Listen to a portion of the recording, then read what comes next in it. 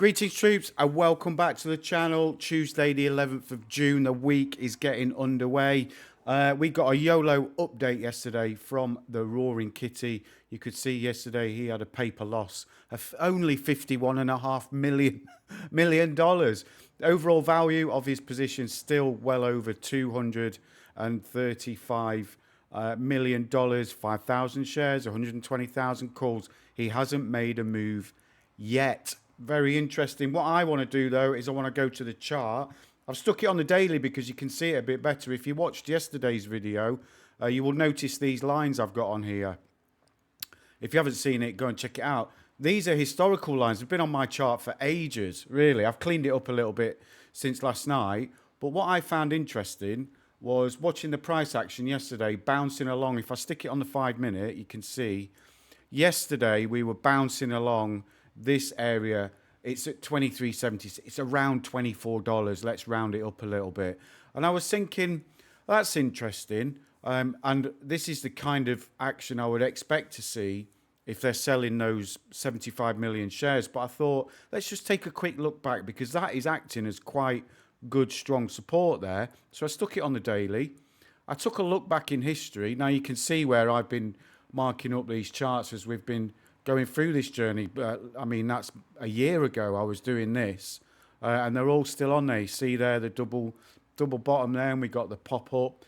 But these boxes, these are new. I put these on yesterday because I was trying to figure out what was going on, and you can see even going right back to the original squeeze, that $24 area, look, touching. Amazing. So for me, there's some good, look at that. Strong support and resistance there, bouncing along it there on the average, let's say. But here, support, look at all that support. That's from September right through to December of 2022. And then you can see that kind of turns into resistance around February 2023, resistance. Then we pop up above it there. We're dancing around it there, look. Resistance, and then we reject right back down to where we have been. But again, this is on the daily. You can see resistance. We've now bounced above that, and are we going to test it for support? Is that what is actually happening at the moment? Very, very interesting, troops. And then we got some glitches in aftermarket. People were talking about this. If I put it on the 1 minute candles, you can see that even more. There we go. Where are we? After hours. Look at this lot. I mean, I just don't... You talk about glitches. Dave Lauer made a good point, actually. He said this is actually retail trades getting done in after hours. And that's because they're not subject to NBBO in after hours.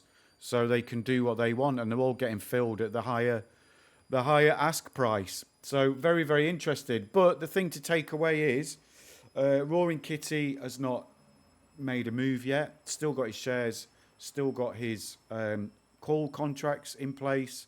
That $24 is looking like an area of support, not just yesterday, but historically as well. And then we've got the glitches in after hours. It seems to me, troops, like we are just like people are just waiting to play their hands. It's like the standoff at the OK Corral. Everyone's like, you know, that Spider-Man meme. Everyone's pointing at each other, just waiting to see who's going to go next.